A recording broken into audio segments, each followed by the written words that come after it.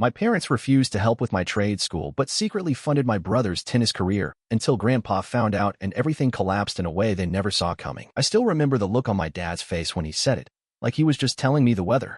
No hesitation, no emotion, just cold delivery like he was reading it off a list. Lucas, we're not paying for trade school. If you want to go, that's on you. My name's Lucas. I'm 19. I live in Turlock, California, in the same house I grew up in. Or at least, I used to call it home. Now I don't know what to call it. That day was supposed to be a good one. I had just gotten accepted into an aviation mechanic program, 2 years of hard work, but I'd come out certified and ready to work on planes. I was pumped. Finally, something that felt right. But then my parents called me into the kitchen, sat me down like they were delivering a lecture. Dad talked while Mom crossed her arms and nodded. No help with tuition, Dad said. You'll need to cover your own rent, groceries, gas, everything. I blinked at him. Wait, rent? You're an adult now, Mom added. We're not running a charity. I sat there in my childhood kitchen, the same one where I used to eat dinosaur nuggets and play with Legos on the floor, and tried to process the fact that I was being told to pay rent to live in my old room. The walls were still blue from when I was obsessed with fighter jets. My bed still had the same comforter I'd had since middle school. But I just started school, I said slowly. I'm only working part-time until. You'll figure it out, Dad cut in. It's time to learn some responsibility. I wanted to argue. I really did. But I knew how it would go. Dad would accuse me of being ungrateful. Mom would shake her head and bring up how they had it harder when they were my age. It wasn't worth it. So I just nodded, swallowed my pride, and said, okay. I lied. It wasn't okay. What made it worse, what made it unbearable, was Carter. My younger brother Carter is 16. He's a tennis prodigy, apparently. My parents treat him like a golden ticket. He gets private lessons 3 times a week, brand new rackets, custom shoes, even a nutritionist. Last week, they booked a hotel in San Diego so he could play in a regional tournament. He doesn't pay rent. He doesn't even do chores. I walked past his room the other day and saw a brand new tennis drone, one of those things that launches balls so he can practice by himself. I knew the thing cost over $1,000. Meanwhile, I was Googling how to stretch spaghetti into 4 meals. I tried not to feel bitter. I really did. I told myself maybe they were just proud of Carter's talent. Maybe they wanted to give him the best shot. But deep down, I knew better. It wasn't just about money. It was about favoritism, about value. To them, Carter was an investment. I was a bill. That night, I laid in bed staring at the ceiling, listening to Carter's music playing down the hall and wondering how 2 people could raise 2 kids and make only one feel like they mattered. And I knew right then, no matter how hard I worked or how much I gave, I'd never be enough for them. Every morning started the same, alarm blaring at 6, my bones already aching before I even sat up. I'd shower, throw on a clean shirt if I had one, and eat a piece of toast if we still had bread. Then I'd be out the door and on my way to trade school. Classes ran from 8 to 3. Engines, hydraulics, safety systems. I liked it. I really did. But by the end of the day, my brain was fried and my hands smelled like oil. No time to rest, though. I'd change into my car wash uniform in the school parking lot and head straight to the job. 4 to 10, 6 days a week. Sundays off, if I was lucky, though usually I'd pick up scooter repairs on weekends to scrape together enough for groceries or gas. One Saturday, I fixed an electric longboard in the back of a Burger King parking lot while the guy who owned it watched TikToks on his phone and barely said thanks. He paid me $40 cash. I used it to buy peanut butter, bread, instant noodles, and toilet paper. I was surviving. Barely.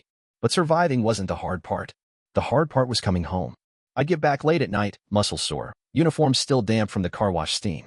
I'd tiptoe past my parents' room, praying no one would notice I was home, because if they did, they'd remind me about the electricity bill, or the Wi-Fi, or whatever else they decided was my share for the month. Don't forget rent's due on Friday, Mom would say, like she was a landlord, not my mother. Dad added a whiteboard in the kitchen with a list of bills and due dates, like I needed a reminder. Meanwhile, Carter was living a damn dream. He had no job, no chores, no responsibilities, just tennis practice and protein smoothies. Every time I opened the fridge, it was full of Greek yogurt, almond milk, and pre-packaged meals labeled Carter, do not touch. They made sure he had what he needed. Always. They bought him a new racket last week, some graphite thing that cost more than my entire paycheck.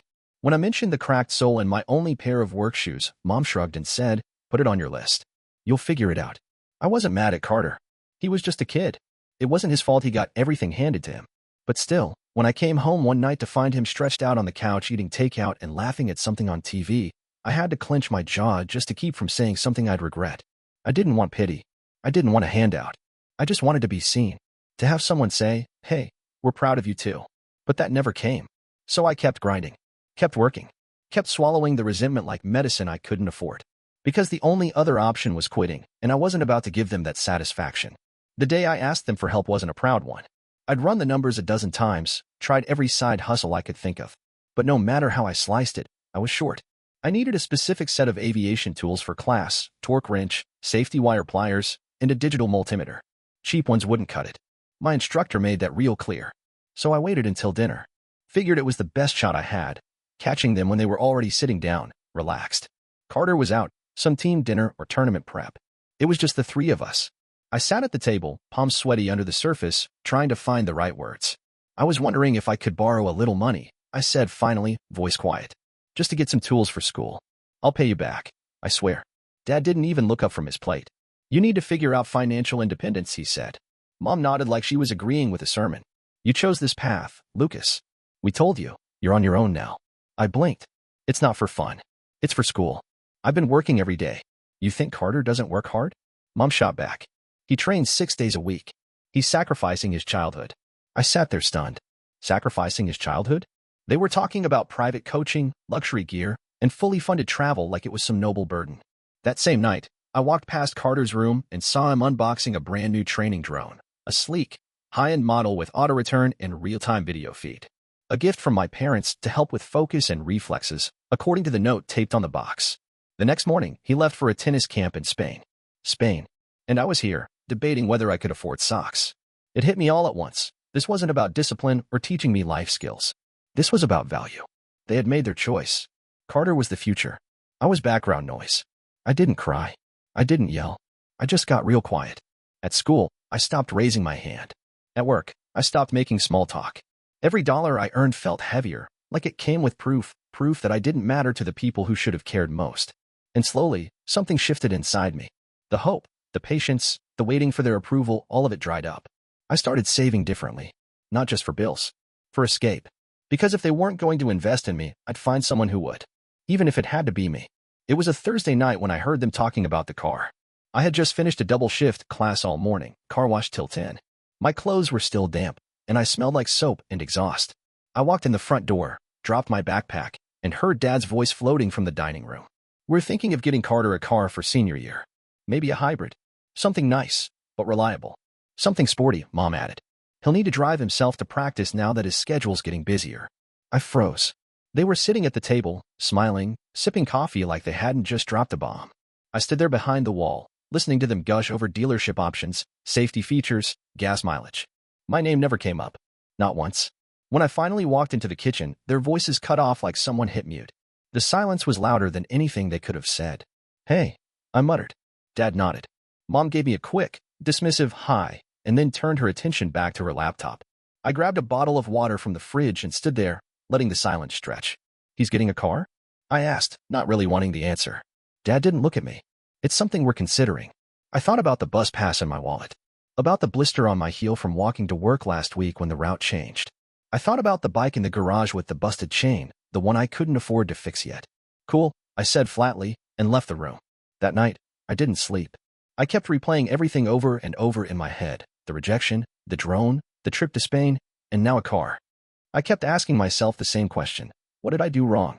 By morning, I had an answer. Nothing. I hadn't done anything wrong. I just wasn't Carter. And that was never going to change. So I called my grandfather. Arthur, my mom's dad, was a retired military engineer. He lived in the outskirts of Modesto, in a weird old house filled with dusty inventions and half-built gadgets. I hadn't seen him in a while. Not since I was little, really. But I remembered him being kind. Quiet. The only adult who ever asked me how I was doing just to hear the answer. When he picked up, I didn't even know what to say. Hey, Grandpa, it's Lucas. A pause. Lucas? You okay? That was all it took. I broke. I told him everything. The rent. The tools. The rejection. The car. The favoritism. I poured it all out like I'd been holding my breath for years. When I finally stopped talking, there was a long silence on the other end. Lucas, he said slowly, your parents told me they couldn't afford to help with your education. I swallowed hard. Yeah, that's what they told me too. Another pause. This one longer. He cleared his throat. Come see me, he said. There's something I need to show you. His house smelled like machine oil and old wood. I hadn't been there in years, but it looked exactly the same, cluttered workbenches, ceiling fans that barely moved, and a wall of old clocks ticking out of sync. Arthur met me at the door with a look that said he already knew everything. He didn't ask how I was. He didn't make small talk. He just gestured for me to follow him into his study. I gave your parents money, Lucas, he said, standing beside a rusted filing cabinet. 5 years ago. I stared at him. What? He pulled open the bottom drawer and dug out a thin manila folder. $60,000. It was supposed to go into a trust for you. For school, tools, living expenses. Your dad came to me after you said you wanted to be a mechanic. Told me he wanted to set you up right. He handed me the folder. Inside were printed emails, a check copy, and a hand-signed agreement. I stared at the numbers, at the date. I would have been 14 when he gave it to them. They said it was for me? I asked, my throat dry. Arthur nodded, lips pressed tight. I thought I was doing the right thing, giving them time to manage it until you were old enough. I couldn't speak, couldn't breathe. That money, that chance, it had been there the whole time. And they took it, used it, lied about it. For Carter, I said, not really a question. Arthur looked down. I didn't want to believe it. But then your mother mentioned Carter's camp in Spain, and your dad told me they were hiring a new coach. It didn't add up. I clenched the folder in my hands. My legs felt like jelly. My ears were ringing. They stole from me, I whispered. Arthur didn't argue. He just sat down in the armchair by the window and rubbed a hand over his face. I trusted them, he muttered. And they turned around and... He didn't finish the sentence. He didn't have to. All the exhaustion I'd been carrying suddenly boiled into something else, anger. A clean, sharp kind of rage I'd never let myself feel before. Because it wasn't just favoritism. It wasn't just neglect. It was theft. They watched me suffer. Watched me break my back and skip meals and ask strangers for side gigs, while sitting on the money that could have changed everything. Arthur looked up, eyes clear and steady now. This isn't over. I'm going to fix this. How? Don't worry about that, he said, voice quiet but firm. I gave them that money for your future. And I'll be damned if they use it to buy your brother a tennis scholarship while you eat canned soup and fix scooters in a parking lot. He reached over and put a hand on my shoulder. They lied to both of us, Lucas. But now the truth's out. And for the first time in a long time, I felt like I wasn't alone. Arthur didn't waste time. The very next day, he drove to our house. Didn't call first. Didn't give them a chance to prepare. Just showed up in his old red pickup, parked in the driveway like he owned the place, which, in a way, he kind of did. I wasn't there when he confronted them. I didn't want to be. I was still at school, trying to hold it together while picturing the storm that was unfolding back home. But I got the full story later that night, after I moved out. Arthur said Mom looked shocked when she opened the door. Dad, she said, blinking like she wasn't sure he was real. Is everything okay? No, he said, stepping inside without asking. I'm here about Lucas. She froze. Dad came out of the kitchen wiping his hands on a dish towel. When he saw Arthur, his whole face changed, like a guilty man who just spotted a cop walking toward him. You lied to me, Arthur said. You told me you didn't have the money to help your son. You said things were tight. Dad stammered something about rising costs, inflation, priorities. Arthur cut him off. You spent $60,000 meant for Lucas. You used it to pamper Carter and treat Lucas like a tenant in his own home. Mom tried to soften it. We thought Carter had a real shot. A scholarship, maybe. We thought Lucas would be okay. Arthur's voice was calm when he responded. You thought wrong. He gave them an ultimatum right there in the living room. Pay it back, or be disinherited. They panicked. Offered excuses. Said they didn't keep track of what came from where. Claimed they only used some of the money and had always intended to pay it back. You had 5 years, Arthur said. You didn't pay back a cent. That night, I packed everything I owned into 3 duffel bags. Left the rent money for the month on my desk, not out of guilt, but out of spite. I didn't want them accusing me of skipping out or leeching. I was clean. Paid up. Done. I left a note on the kitchen counter. Short. No emotion. I know about the money. Don't contact me. I'm moving out. I didn't even sign my name. Carter caught me at the front door.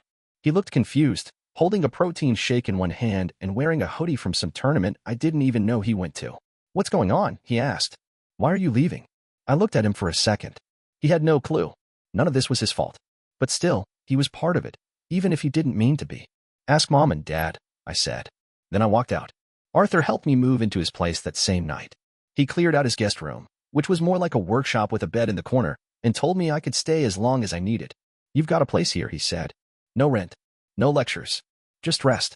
That first night in his house, I slept like a rock. No banging pipes, no shouting down the hallway. No guilt trips over electricity bills. Just peace. And for the first time in months, I felt like maybe I wasn't broken. Maybe I'd just been surviving in the wrong place. It didn't take long for the collapse to start. About a week after I moved in with Arthur, he made it official. All financial support for Carter was done. Cold turkey. No more coaching fees, no more tournament travel, no more new equipment. He sent an email to my parents that simply read, "The money was meant for Lucas. You had no right. You will not get another dime from me." That same afternoon, Carter's coach dropped him. No payment, no training. Then came the dominoes, the canceled trip to Miami for nationals, the private fitness instructor saying he had to pause their sessions, the loss of the shiny perks that had once been automatic. I didn't hear any of this from my parents, of course. They stayed quiet. But Carter? He called me. It was late. My phone buzzed while I was helping Arthur organize some old circuit boards in the garage. I saw his name and hesitated. Then I picked up. Lucas. His voice cracked. "Can you please tell Grandpa to change his mind? They said I can't do the summer program now. Coach Greg won't even return my texts." I leaned against the workbench, phone pressed to my ear. "He didn't cut you off. He just stopped paying for what our parents stole." There was a pause. Then, his voice, thick with emotion. "Why would you let this happen?" I blinked. "Let it happen? You could fix this," he said, his tone getting sharper. "You know how much tennis means to me. This is everything I've worked for.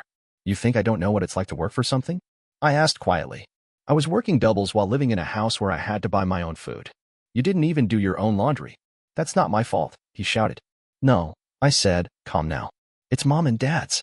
So maybe ask them where the money went. Ask them why they lied to Grandpa. Ask them why they picked your training over my future."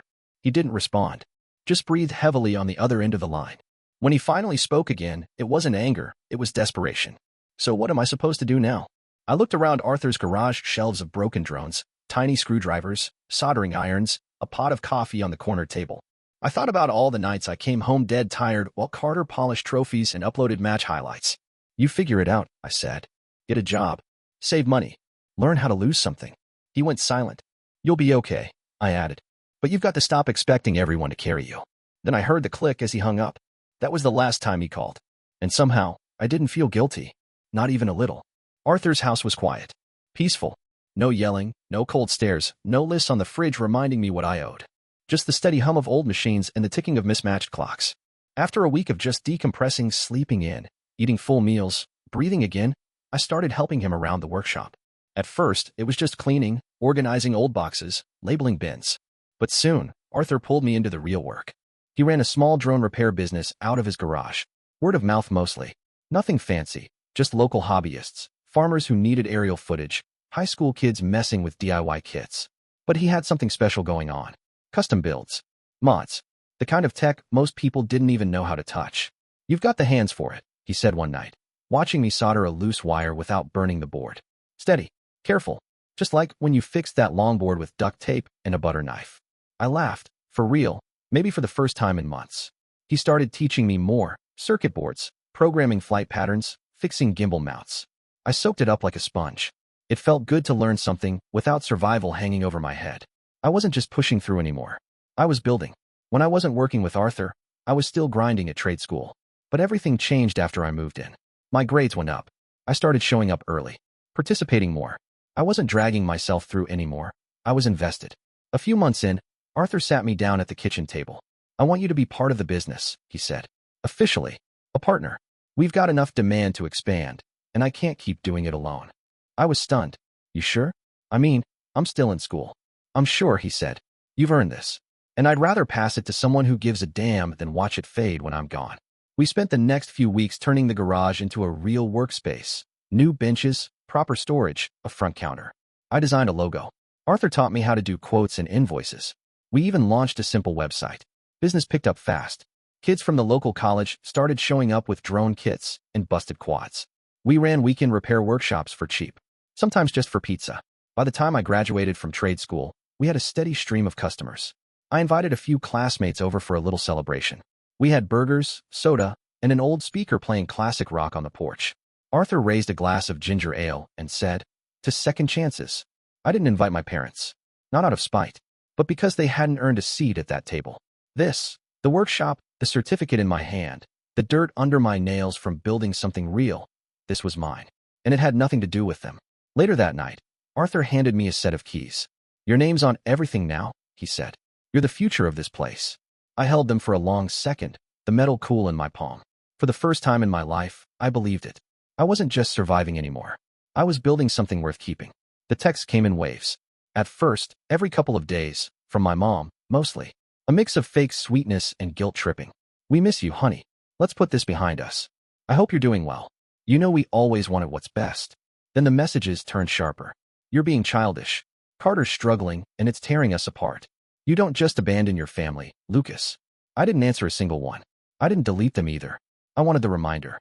A trail of their choices laid bare in blue bubbles and punctuation-less apologies. Carter posted cryptic stuff on his social media, black and white selfies with sad lyrics, close-up shots of his tennis racket snapped in half, and captions like, "Guess some things just aren't meant to last." He never tagged me, but it was clear who the posts were for. I felt nothing. No anger. No pity. Just distance. Arthur and I stayed busy. We added a second workbench, opened up the shop on weekends for free drone classes, beginner stuff for local kids. We called it Wings on the Ground. The first time a 12-year-old flew a modded drone through a hoop we hung in the backyard, I caught myself smiling so hard my cheeks hurt. "This is what you should be doing," Arthur said, handing me a lemonade. "Teaching, building, living." I nodded, not because I was trying to be polite, but because he was right. I wasn't chasing approval anymore. I wasn't trying to prove my worth to people who saw me as less than. I had made it through the fire they lit under me, and I came out the other side whole. One night, I sat on the back steps with a mug of tea and thought about everything that had happened. The rent, the lies, the stolen money, the look on Carter's face when I told him to ask our parents why. It didn't hurt anymore. That part of my life, the quiet begging for scraps of love, it was over. They still tried to reach out. Birthdays, holidays, random messages from new numbers I didn't recognize. I ignored them all, not out of spite, but because there was nothing left to say. They had built their house on the lie that I didn't matter. I had built mine on the truth that I did. And now, in Arthur's cluttered workshop, with machines buzzing and kids laughing and the future wide open, I was finally home. And I was finally free.